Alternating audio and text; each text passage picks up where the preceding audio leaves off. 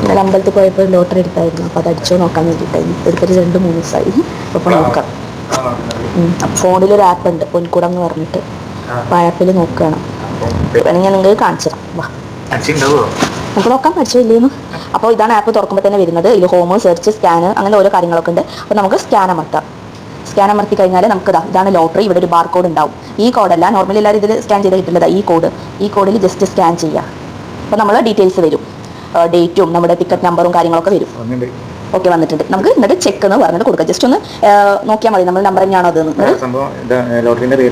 Okay, വന്നിട്ടുണ്ട്. അപ്പോൾ നമുക്ക് ചെക്ക് അമർത്താം. 1000 രൂപ നിങ്ങൾ ആദ്യമായിട്ടാണ് അടിക്കുന്നത്.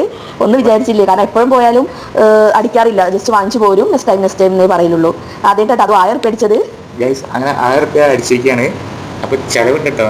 തരാം. അപ്പോൾ ഇത് നമുക്ക് മാറിയിട്ട് വരാം.